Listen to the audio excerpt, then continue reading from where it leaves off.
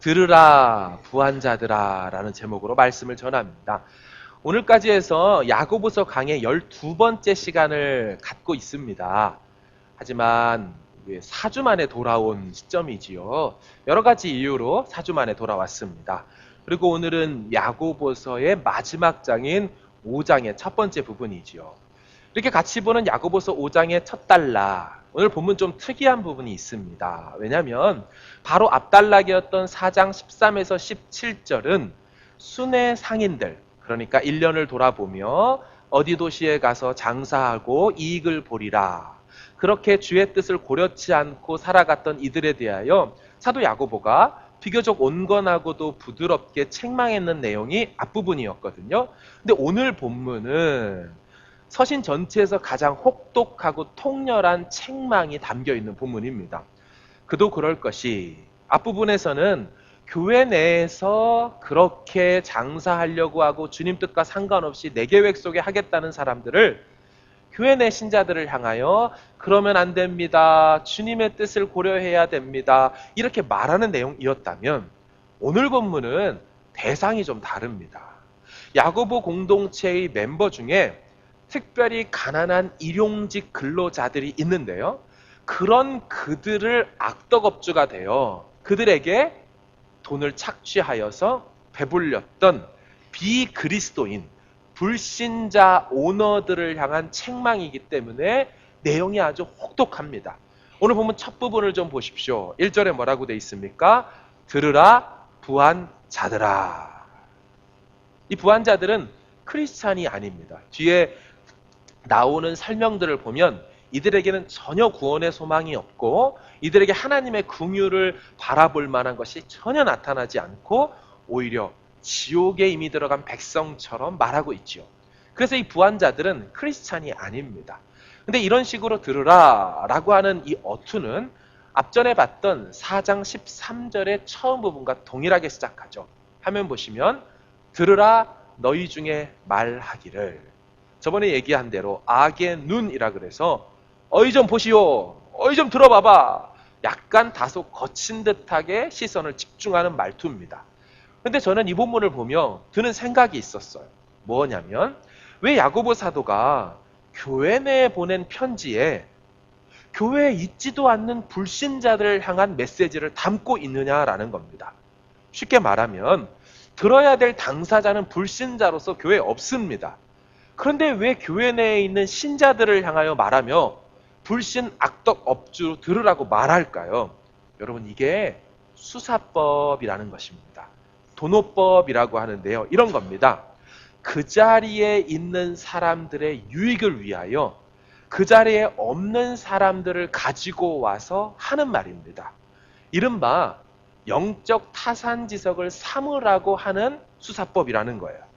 그러니까 비그리스도인들의, 교회 밖에 있는 비그리스도인들의 악덕 업주들의 행태를 이곳에서 고발하면서 혹시 그 같은 모습이 신자들의 공동체 안에 있지는 않는지를 우리가 좀 돌아보길 원한다라는 사도 야고보의 깊은 의중이 깔려있는 어법이 바로 이 도노법이라는 것입니다. 자, 그럼 이런 수사법을 사용하며 야고보는 무슨 말을 합니까? 1절을 전체 같이 읽겠습니다. 시작. 들으라 부한자들아, 너희에게 이 말 고생으로 말미암아 울고 통곡하라. 아멘.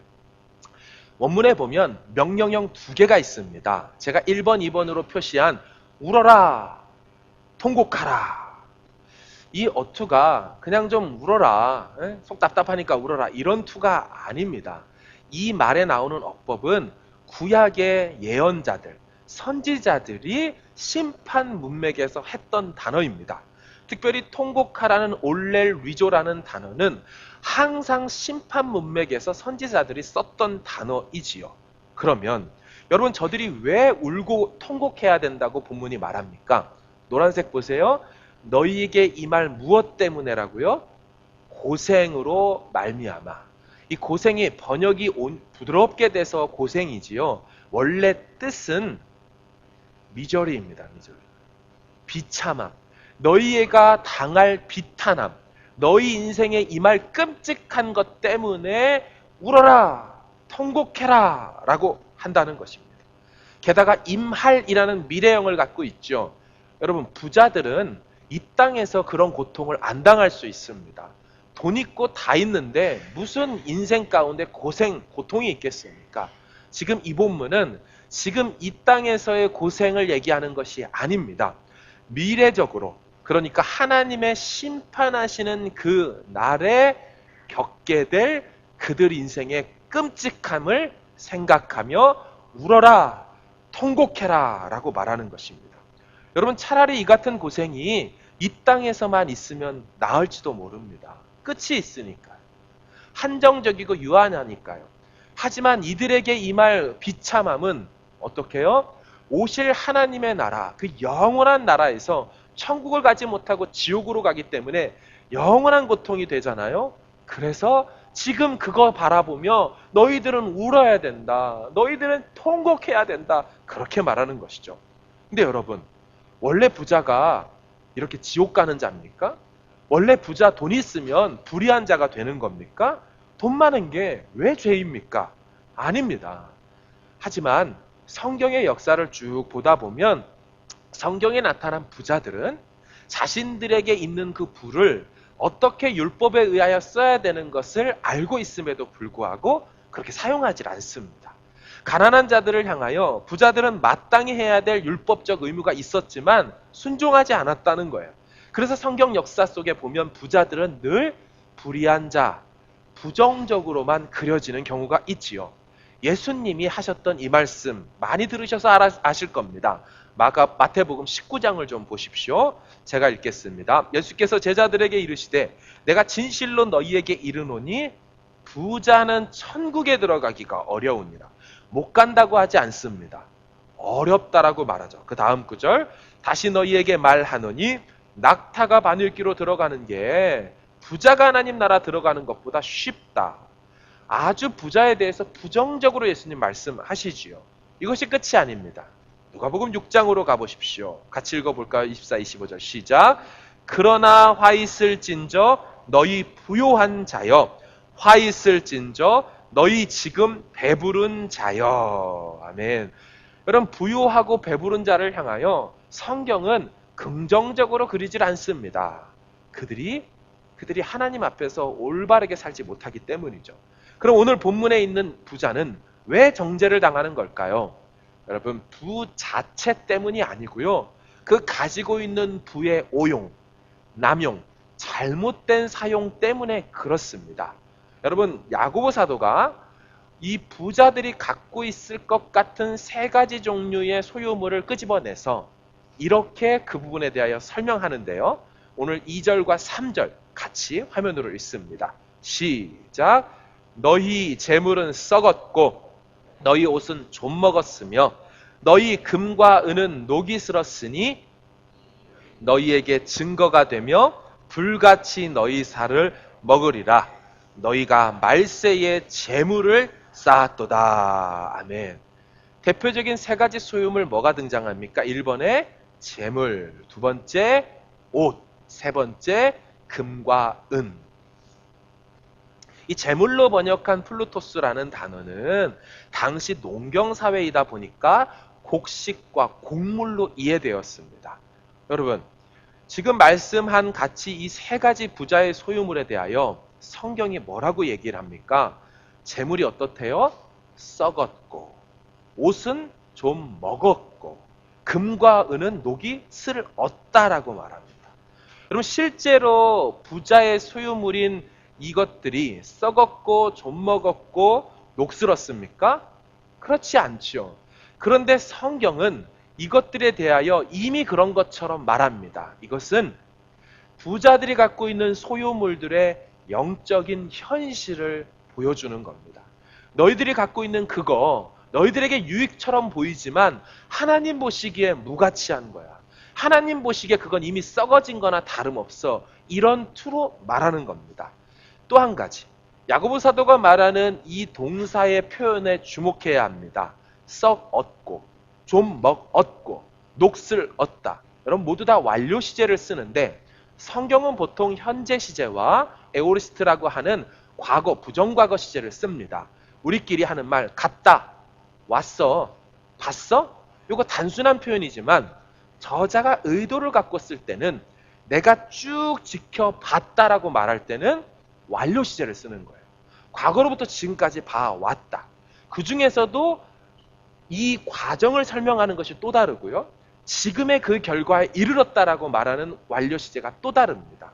이처럼 헬라어에는 동사의 시제를 다양하게 쓰는데 그래서 성경을 보는 저희 같은 사람들은 완료 시제 같은 걸 볼 때마다 주목해서 보라고 훈련을 받습니다. 맞습니다. 녹이 슬었다, 좀 먹었다, 썩었다라는 표현 완료. 어떻게 해석해야 될까요? 학자들은 이렇게 말하죠. 이것은 헬라어 구문론으로 예언적 완료로 봐야 한다. 무슨 말이냐면요.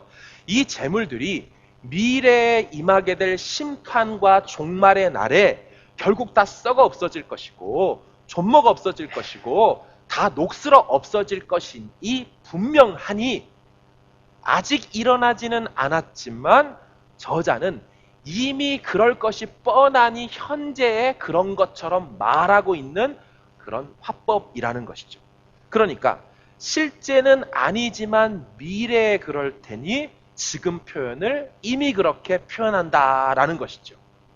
그러나 이렇게 말하는 예언적 완료형으로 보는 무리들도 있지만 학자들도 있지만 두 번째 무리는 다르게 해석합니다.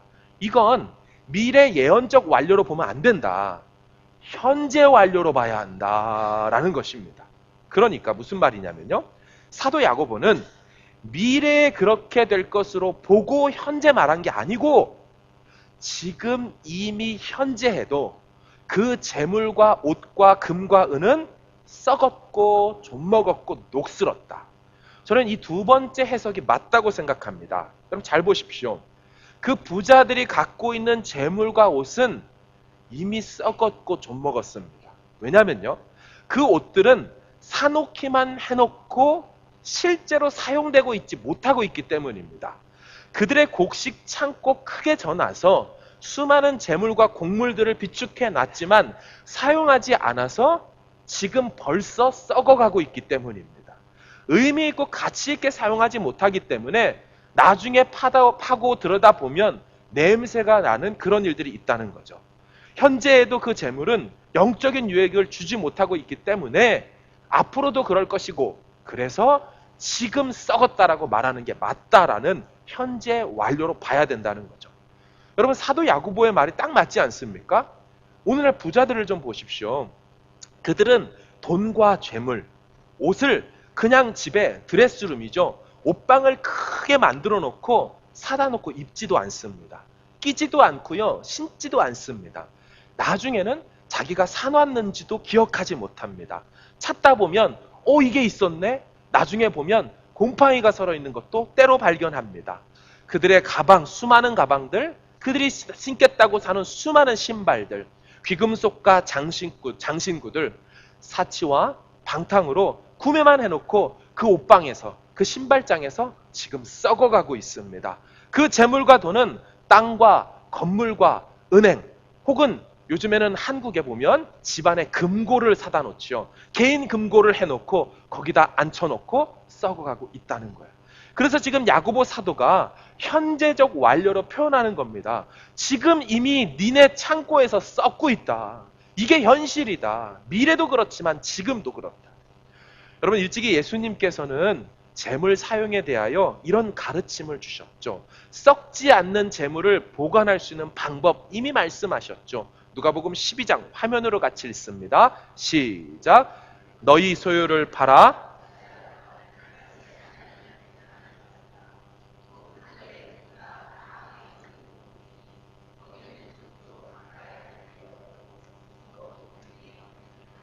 너희 보물이 있는 곳에는 너희 마음도 있느니라. 아멘. 여러분 화면을 잘 보십시오. 33절 보여주세요.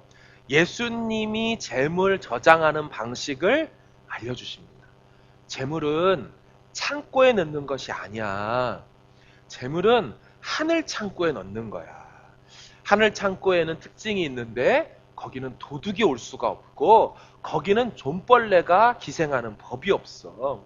특별히 뭐라고 표현합니까? 하늘에 둔 바 다함이 없는 보물이라는 표현을 썼죠.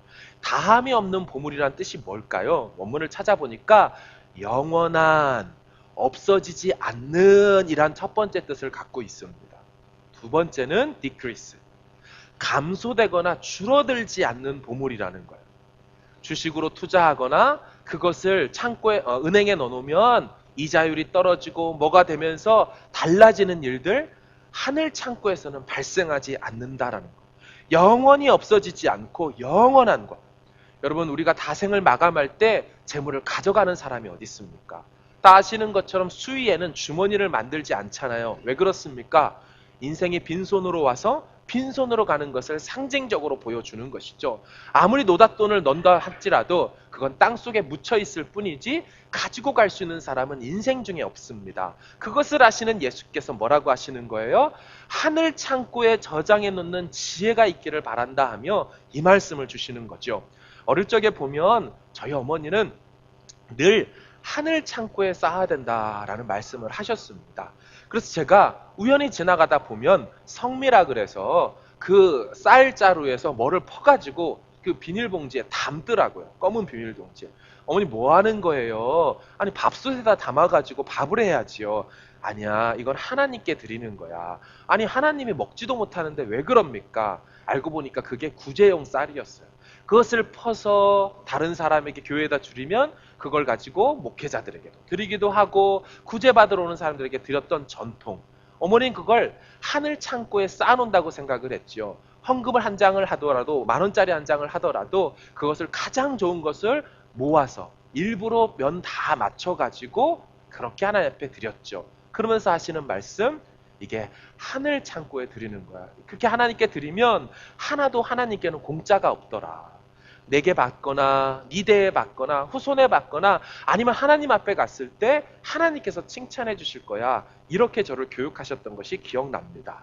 여러분, 재물을 지혜롭게 쌓을 수 있도록 예수님 말씀하신 것을 기억해야 되는 것이죠. 여러분, 나아가 그들의, 이 부한자들의 치명적인 실수를 좀 보십시오. 5장 3절 화면으로 보겠습니다. 시작. 너희가 말세에 재물을 쌓았도다. 여러분, 왜 이게 치명적인 실수인 줄 아십니까?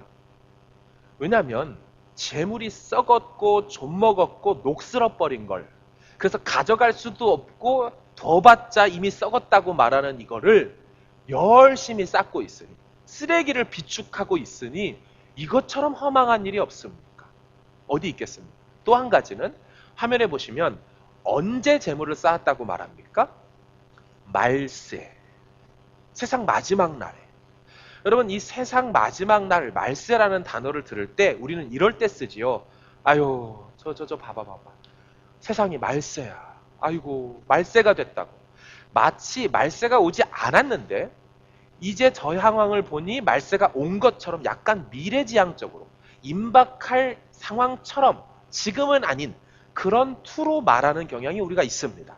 하지만 성경이 말하는 last days, 마지막 날들에 대한 것은 그런 어투가 전혀 아닙니다. 세 가지 본문을 좀 볼 텐데 사도행전 2장 17절을 화면으로 읽겠습니다. 시작. 하나님이 말씀하시기를 말세 내가 내 영을 모든 육체에 부어주리니 너희 자녀들은 예언할 것이요 너희 젊은이들은 환상을 보고 늙은이들은 꿈을 꾸리라. 아멘. 화면 보십시오. 언제 내 영을 모든 육체에 부어줄 거래요? 말세에. 자, 그럼 부어준다는 그 영은 하나님의 영이니까 성령이죠. 성령이 모든 민족들에게 부어지게 된 사건은 언제 일어났습니까? 지금부터 2000년 전인 오순절 성령 강림 때 오셨습니다. 성경은 요엘서 2장을 가지고 오면서 뭐라고 말하는 거예요? 성령이 임하는 때가 마지막 날이 될 것이다 라고 했는데 그게 지금으로부터 2000년 전이면 이미 말세는 시작된 것이죠. 성경은 이미 마지막 날이 시작됐다라고 말합니다. 대추수가 일어나고 있다라고 말하는 것이지요. 그 다음 한 구절 더 봅니다. 히브리서 1장이지요. 시작. 이 모든 날 마지막에는 아들을 통하여 우리에게 말씀하였으니. 아멘. 이 모든 날 말세, 마지막 날들에는 누구를 통하여 말하시겠대요? 아들이랍니다. 선지자를 보내고 보내도 못 알아듣자 아들을 보내서 확실하게 말하겠다는 것입니다. 그때가 말세 때라는 것이에요. 여러분 질문입니다. 그 아들 예수가 언제 오셨습니까? 2000년 전에 오셨지요. 따라서 이미 말세는 2000년 전에 시작되었다는 것이 성경의 어투입니다. 마지막 요한 1서 2장을 봅니다. 시작.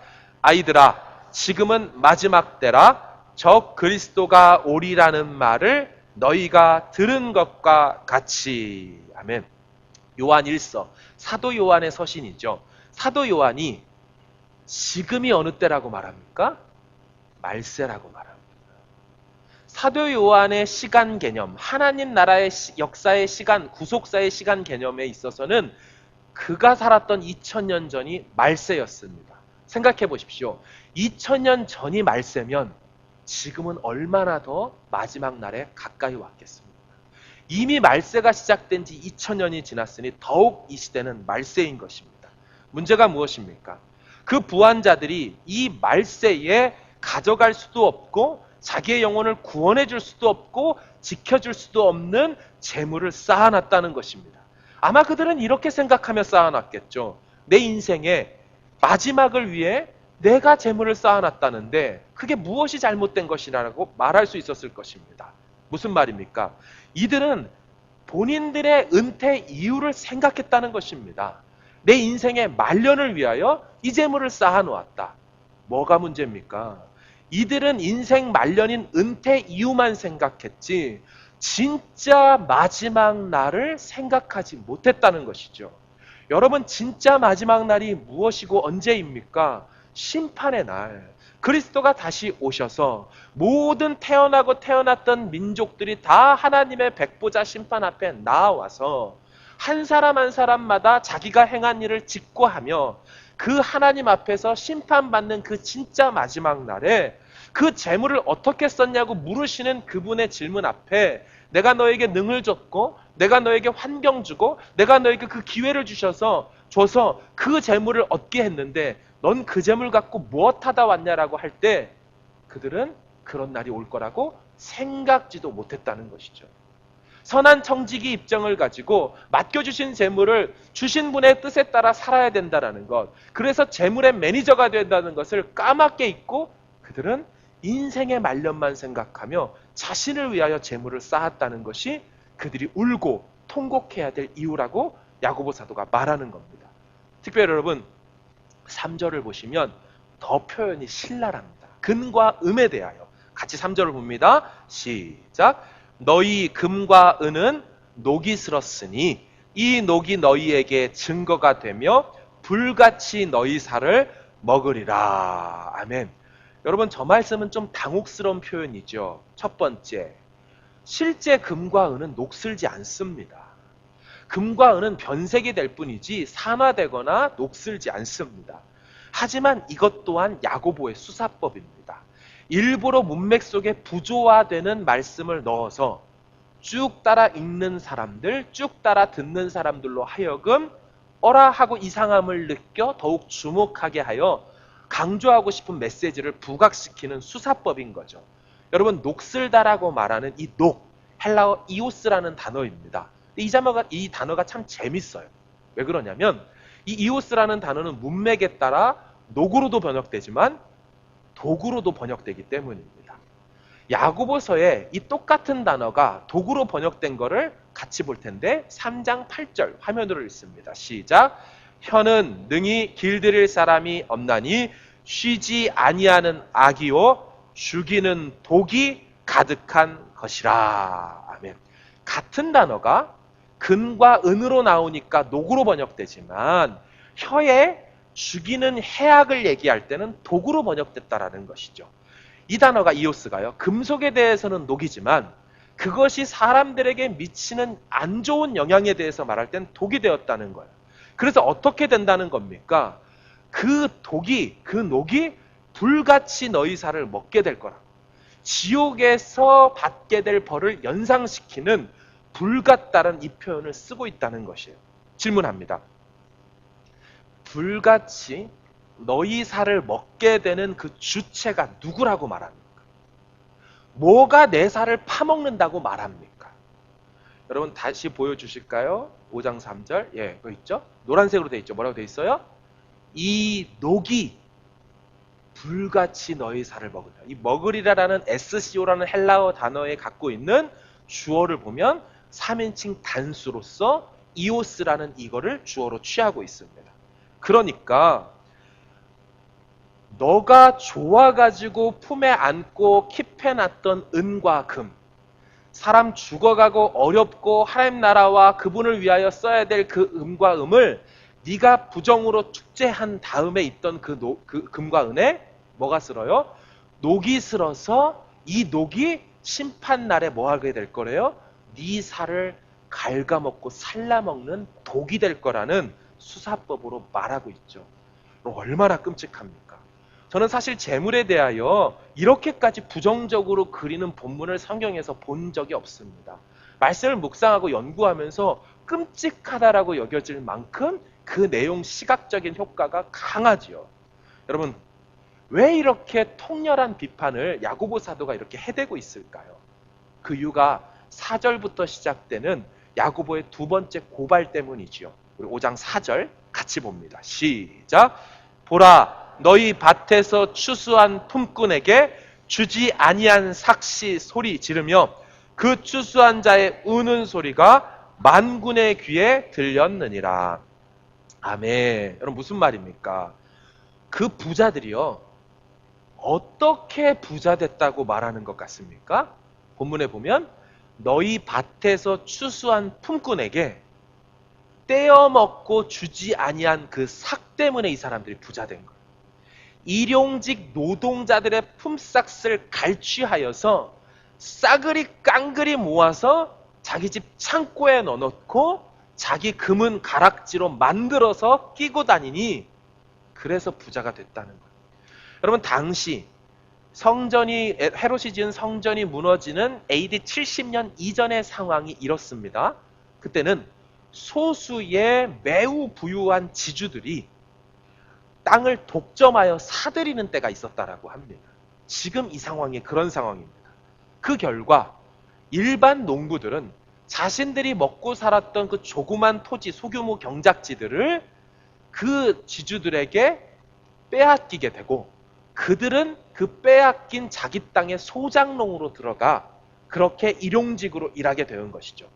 여러분 이 상황을 잘 반영한 장면이 예수님의 복음서에 이렇게 설명되어 배경으로 나오는데요. 그게 포도원 일꾼 비유에서 나옵니다. 다 아시잖아요. 하루에 한 데나리온씩 약속하고 장터에 나가 놀고 있는 사람들을 불러오죠. 3시, 6시, 9시에 불러오고 일 끝나기 전인 오후 5시에 불러오는, 그래서 장터에 나가서 일용직 근무자로 있는 그 모습이 바로 이때의 상황을 반영한 것이라는 것입니다. 그럼 무슨 말입니까? 여기 부자들은요, 이렇게 하루 벌어 하루 사는 소장농들 뒤통수를 쳐서 자기들의 배를 살찌웠다라는 것입니다. 이 소장농들이 야고보 사도의 교회 안에 있는 성도들로서 그 임금 갈취되어 흘리는 눈물을 그 교회 담임 목회자인 야고보 사도가 보고 있으니 속이 뒤집어지겠습니까? 안 뒤집어지겠습니까? 그 교회 밖에 있는 부한자들을 향하여 가만히 있을 수가 없어서 지옥의 불에 타버렸으면 좋겠다는 심정으로 그들을 향하여 통렬히 비판하는 것이죠. 여러분, 야고보 사도는 더 끔찍한 표현을 씁니다. 다시 한번 5장 4절 다시 읽겠습니다. 시작. 보라, 너희 밭에서 추수한 품꾼에게 주지 아니한 삭시 소리를 지르며 그 추수한 자의 우는 소리가 만군의 주의 귀에 들렸느니라. 아멘. 무슨 말입니까? 여러분, 도둑 맞은 품꾼의 삭시, 임금이 그 지주, 못된 지주의 주머니 속에서, 못된 지주의 창고 안에서 하늘의 하나님께 호소하고 부르짖고 있다는 것입니다. 여러분, 이런 표현이 실제로 가능할까요? 성경에 보시면 이런 표현을 썼던 장면이 있네요. 창세기 4장 10절을 보시면 화면 보여주세요. 가인이 아벨을 쳐 죽였을 때 그 아벨의 피의 행동을 좀 보십시오. 읽습니다. 시작. 이르시되 네가 무엇을 하였느냐? 내 아우의 핏소리가 땅에서부터 내게 호소하느니라. 아멘. 억울하게 죽임을 당한 아벨의 핏소리. 억울하게 받아야 되는데 갈취당하고 빼앗겨버린 이 공동체 안에 있는 울고 있는 소장농 그 성도들의 그 울음소리, 그 임금의 그 소리가 다 하나님 앞에 밤낮 부르짖으며 호소하고 있다는 장면이죠. 여러분 섬뜩하죠. 자기는 느끼지도 못하고 자기는 들리지도 않는데 수많은 소리들이 하늘을 향하여 탄원하여 달라고 그 임금이 자기 주머니 지갑에서 울고 있으니 영적으로 볼 때 얼마나 두려운 장면입니까? 여러분 게다가 그 소리가 그 자들의 우는 자들의 소리가 들렸다라는 이 표현 동사 표현이요 역시나 완료 시제를 씁니다. 완료 시제가 나올 때마다 주목해서 봐야 된다고 하죠. 이게 무슨 뜻이냐면요. 하나님이 그들의 우는 소리라고 되어 있는데 이것도 복수형입니다. 그 수많은 사람들의 임금이 우는 소리들을 이미 다 들으셨다는 거예요. 그래서 다 들었을 뿐만 아니라 고소고발장이 다 들어왔을 뿐만 아니라 이 완료의 어감은 이제 그들을 향하여 하나님께서 진노하실 준비가 다 끝났다라는 레디가 됐다라는 그런 느낌을 갖고 있는 완료형으로 어감으로 등장합니다. 이것만이 아닙니다. 더 무서운 표현이 있습니다. 그 우는 자들의 소리가 들려지게 되는 그분에 대한 표현 좀 보십시오. 하나님의 귀에 들렸다라고 말하지 않죠. 뭐라고 돼 있습니까? 만군의 다음 장면 보여주실까요? 그 전거입니다. 보시면 그 추수한 자의 우는 소리가 누구의 귀? 만군의 주의 귀에 들렸느니라. 여러분 하나님의 이름 시리즈를 제가 금요심야 때 쭉 하면서 이 만군의 주 여호와 이름에 대해서 말했을 때 기억나십니까? 여호와 체바오트라고 말했습니다. 이 모든 군대들 중에 가장 큰 장수라는 만군의 주라는 이 표현은 언제 이분의 이름, 하나님의 이름이 등장한다고요? 전쟁의 문맥 속에 등장한다 그랬습니다. 그래서 그분의 이름이 만군의 주 여호와로 등장할 때마다 어떤 적도 섬멸하겠다는 하나님의 의중이 담겨있는 이름이고요. 이 이름을 가지고 나아가서 대승을 거뒀던 한 인물을 소개했죠. 그 사람이 다윗이었죠. 다윗이 엄청난 거구였던 용사였던 그 골리앗을 무너뜨릴 때 너는 칼과 창과 단창으로 내게 오거니와 나는 내가 모욕하는 만군의 주 여호와의 이름으로 내게 가노라 해서 그를 물리칠 때 썼던 이름, 의지했던 이름 여호와 체바오트 만군의 주의 이름입니다. 지금요 이 그들이 부르짖고 있는 우는 소리가 인자한 헤세드 하나님의 귀에 들렸다라고 말하지 않습니다. 부르기만 하면 달려가고 싸우기만 하면 백전백승에 압승하게 되는 신적 용사 워리어 대신 불의를 보면 참지 못하는 그 장수 그분의 귀에 들렸으니 이제 너희들은 끝이 났도다. 이 어감을 주는 표현이 바로 만군의 주의 귀에 들렸다. 이미 들려버렸다. 이미 끝나버렸다. 이 어감으로 말하는 것이죠. 그러니 부한자들의 미래가 끔찍할 수밖에 없는 것입니다. 여러분 심지어 성경은 이 억울한 일을 당하는 그래서 부한자들이 볼 때는 발가락에 때만치도 안 여겨지는 얼마든지 갈치하고 발로 뻥 하고 차버려도 나가서 억울함을 호소할 때도 없고 그것을 사법 처리하고 민법 처리할 민사 처리할 변호사 하나 구하지 못하는 그들 근데 이들에 대한 성경의 표현이 바뀌는 장면이 6절에 나오죠. 화면을 좀 보십시오. 너희는 이 너희이라는 표현은 부한자들입니다. 부자들 너희는 의인을 정죄하고 죽였으나 그들 눈에는 아무것도 아닌 존재였지만 하나님이 볼 때 그들은 의인이라고 봤습니다. 하나님이 볼 때는 그들은 힘없는 일용직 노동자가 아니었다는 거예요. 의로운 자. 여러분 이 얘기를 듣고 그곳에 있었던 수많은 교회 성도들이 얼마나 위로가 있었을까요? 여러분 참 기가 막히죠? 이들을 의인이라고 말했는데 이들의 행동 좀 보십시오. 뒷구절입니다. 그는 너희에게 대항하지 아니하여. 너희들은 갈취하고 뻥 차버렸지만 그들은 대항하지 않고 인내하고 있었다. 여러분 이 다음 주부터 보게 될 또 구절들에서는 야고보 5장의 뒷부분은 뭐가 나오는 줄 아십니까? 다시 1장에 나왔던 인내의 구절이 다시 나옵니다. 그리고 기도의 구절이 나오죠. 그래서 엘리야의 그 기도를 담기를 하나님 앞에 기도하고 때를 기다리면 반드시 하나님께서 기억하시고 갚아주신다라는 그 연약한 자들을 향한 위로의 메시지가 그 뒤로부터 이어지지요. 그들은 의인이라고 하나님이 평가했습니다. 그럼 저는 이 설교를 준비하면서 참 그래도 다행이다 이런 생각이 들었어요. 왜냐하면 이 뉴질랜드는요 노동법이 잘 발달되어 있고 잘 보호해 주더라고요. 그래서 지금 이 같은 상황을 심하게 겪는 일은 많지 않다고 들었습니다. 요즘같이 어려운 경제 상황 속에서는 오히려 이런 말들을 한다고 하더라고요. 오너, 사장이 되기보다 사업을 하기보다 차라리 직원이 되는 것이 노동법의 보호를 받으니 낫다라고 이런 말을 하더라고요. 여러분 그렇다면 이 말씀은 우리와 관계없는 말씀일까요? 서두에 말씀드린 것처럼 야고보 사도는 도노법을 사용해서 여기에 없지만 있을 수 있는 여지와 상황이 있기에 이 메시지를 전했다라고 했습니다. 마찬가지죠. 여기에 이런 악덕 업주가 우리 중에 없겠지만 그 부한자들이 취했던 재물에 대한 태도와 방식, 재물에 대한 사용 행태를 보면서 우리는 지금 이곳에서 영적인 타산지석으로 교훈을 삼아야 된다는 것입니다. 사랑하는 여러분, 재물을 어떻게 사용하고 계십니까? 여러분이 가지고 계신 그 옷과 모자와 신발들은 어떻게 적절히 사용되고 있습니까?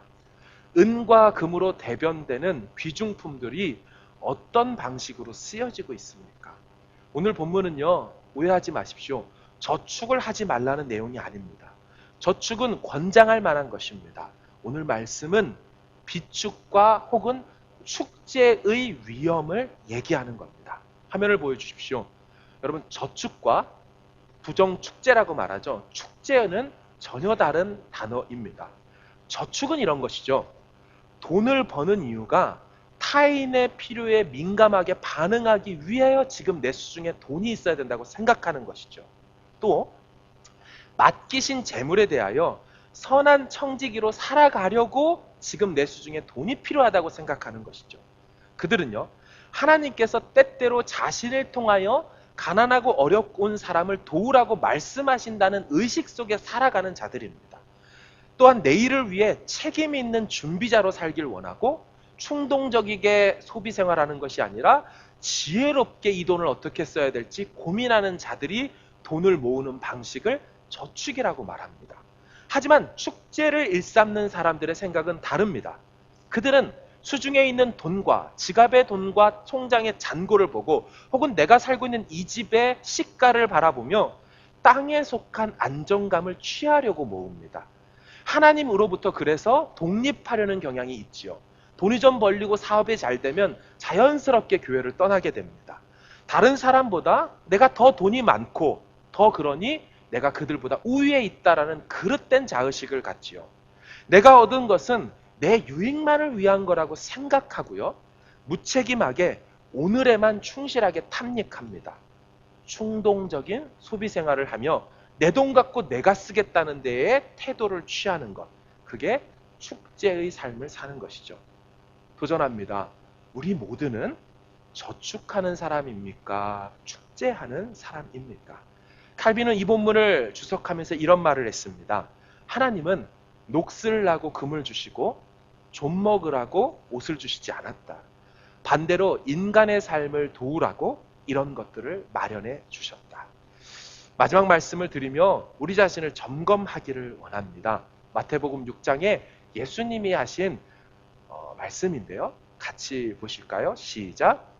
내 보물이 있는 그곳에는 내 마음도 있느니라. 아멘. 여러분 저도 몰랐는데 말씀을 준비하면서 보니까 미래형 동사 하나가 딱 하고 나와 있더라고요. 그게 노란색 글씨로 제가 해놨습니다. 내용은 이런 겁니다. 너의 보물이 있는 그곳에 너의 마음도 따라가게 된다. 이 재물과 우리 마음의 상관성을 설명한 구절이더라고요. 그래서 이 재물을 창고에 땅에 두면 네 마음도 땅에 속해버리게 되지만 이 재물을 예수님 말씀하신 대로 하늘 창고에 두면, 위에 두면 너의 마음도 저절로 위를 향하여 가게 될 것이고 그렇게 향하게 될 것이다 하는 것이 저 본문의 메시지라는 것입니다. 말씀을 정리하며 하나님 앞에 섰을 때 재정과 직업에 있어서 우리 다 할 말이 있는 인생이 되기를 주님의 이름으로 축원합니다.